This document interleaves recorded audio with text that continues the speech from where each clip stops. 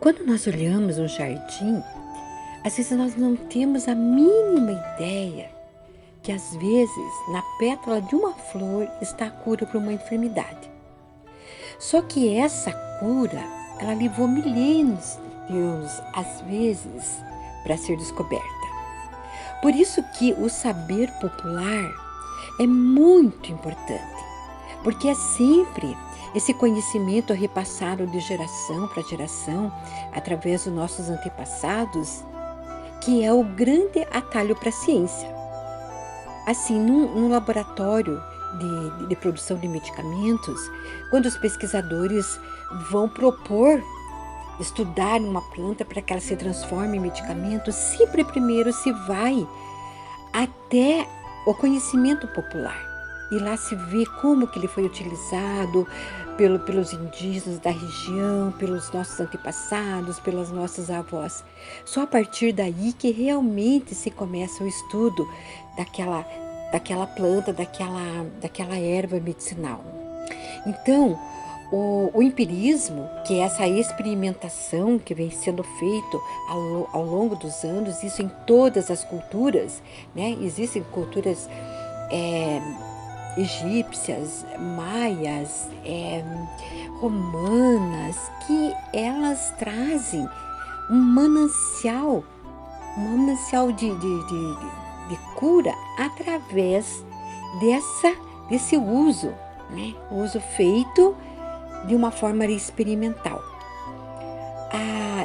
Dessas diversas culturas, inclusive no Brasil, né, os nossos indígenas, eles têm um saber muito consistente de ervas que eles utilizaram, porque era o único meio de acesso ao tratamento seria aquilo que a natureza, que a floresta amazônica poderia oferecer para eles. E na América Latina, são muitos os povos que utilizam essas plantas como uma fonte de cura. O México, por exemplo, né, ele também tem uma grande história de plantas medicinais utilizadas ao longo dos seus séculos para curar diversas enfermidades. E tem uma região do México, né, um estado chamado de Chiapas, aonde nesse local ele concentra o que se pode dizer que é a imagem perfeita do sincretismo religioso, porque lá se entrelaçam as tradições milenares tribais com os ritos católicos, com um hospital funcionando dentro de uma igreja, né? São Juan de Chimula. Agora, dia 20 de janeiro, se comemora o Dia do Farmacêutico. Eu, como farmacêutica, tive muitas vivências que eu considero vivências únicas, né? Como professora da Universidade Estadual de Ponta Grossa, durante o meu trajeto como pesquisadora em outras instituições, dando cursos, né, fora, tudo isso me trouxe vivências inesquecíveis.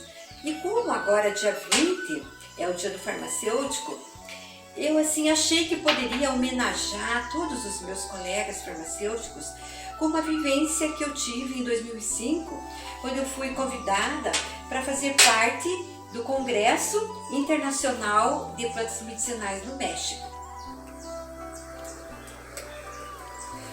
Então, esse congresso, ele reuniu pesquisadores do mundo todo, tanto da América Latina como alguns da Europa e outras da América Central.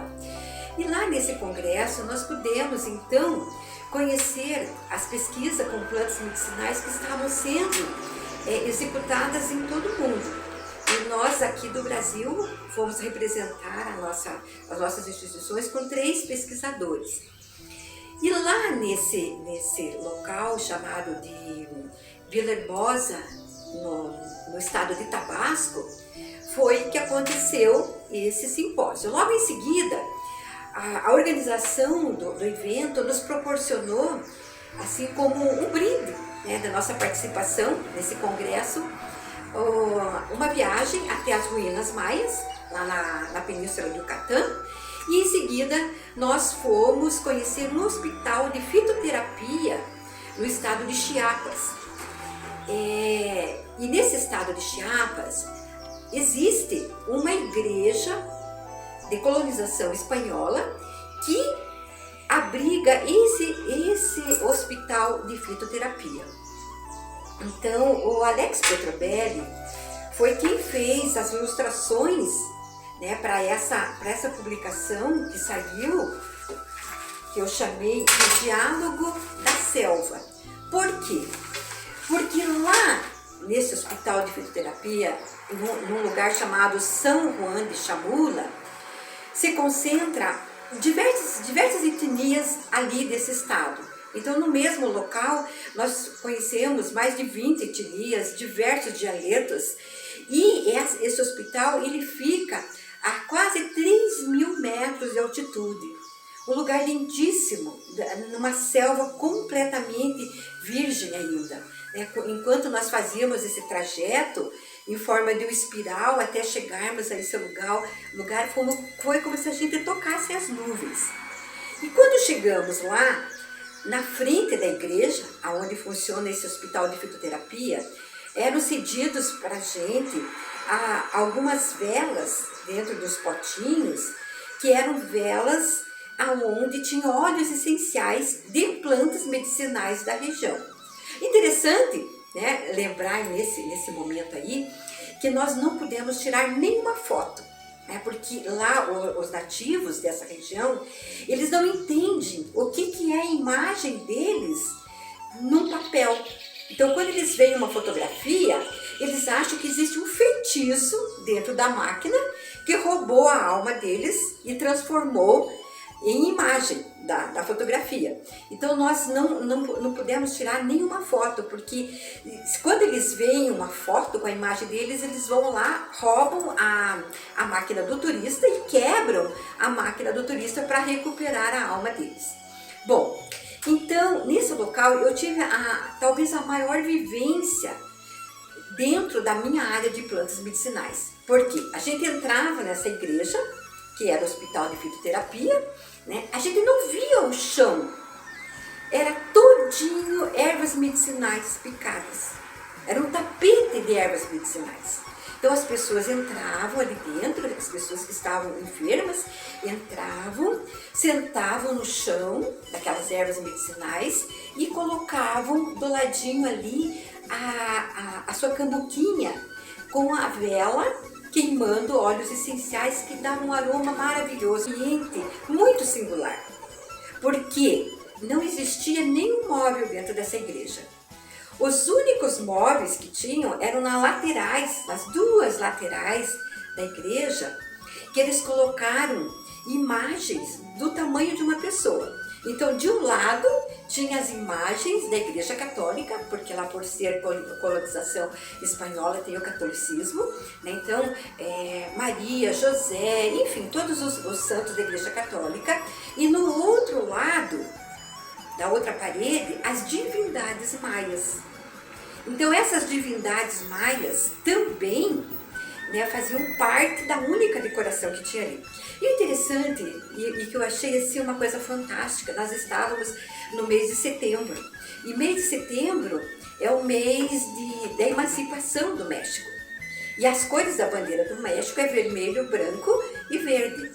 Todos que estavam dentro daquela decoração, as divindades, tanto as divindades da Igreja Católica quanto as divindades maias, elas estavam todas vestidas de verde, vermelho e branco. Então, por exemplo, Nossa Senhora, né, com uma trança aonde tinha uma fita vermelha e verde. Isso mostrando o grande patriotismo que tem lá no México. Bom, lá de cima da igreja, caíam véus coloridos de todas as cores. E lá no fundo, a gente via um grupo de indígenas tocando flautinha de bambu, ainda vestidos, né, com a característica da região. Esses nativos, eles ainda não estão acostumados com o progresso em termos de vestimenta. Eles se vestem com couro de animais ainda, como por exemplo esse quadro, né, que ele é pintado todinho no couro. Esse aqui é o deus da medicina e era uma das divindades que era homenageada nesse momento lá dentro da igreja.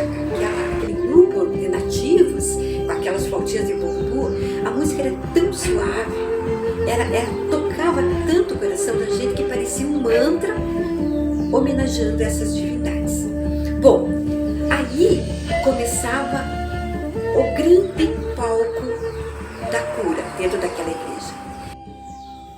Como bem o Alex representou aqui, né, esses mantos, esses véus caindo lá de cima da igreja, os grupos lá tocando mantra, como se fosse uma música quase celestial, e aí vem um médico vestido de branco e do lado dele vem um índio nativo com um balaio cheio de plantas. E naquele momento eu senti assim como se fosse realmente um santuário da cura ali, porque o médico senta no chão junto com o paciente, né? Por exemplo, ele vai examinar uma criança, ele vê a garganta, vê o ouvido, vê a febre, faz a anamnese completa. E aí ele pergunta para o índio que está com o seu balaio qual planta receitar para aquela criança. Isso, dentro da profissão farmacêutica, nós chamamos de etnofarmacologia. O que é a etnofarmacologia? É o entrelaçar do saber popular com o saber científico, os dois caminhando junto. Porque se nós revermos toda a história da medicina, da farmácia, da ciência, da história dos medicamentos, sempre foram os nossos antepassados que nos passaram esse conhecimento, que se transformaram em medicina. E ali no México, nós vimos aquilo. Foi um momento muito emocionante, talvez o mais emocionante da minha vida, porque vimos caminhando junto dois saberes que se completam.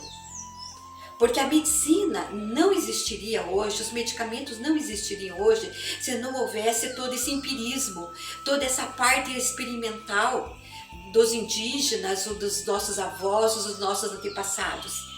E naquele momento, né, eu me emocionei, chorei por ver esse completar-se dos dois saberes, dos dois diálogos, e fiquei me perguntando, por que eu tive que viajar 7.000 quilômetros para ver esse espetáculo num país que não era o meu, quando nós temos aqui um verdadeiro manancial de cura na nossa floresta amazônica e nas nossas diversas etnias indígenas por todo o nosso Brasil.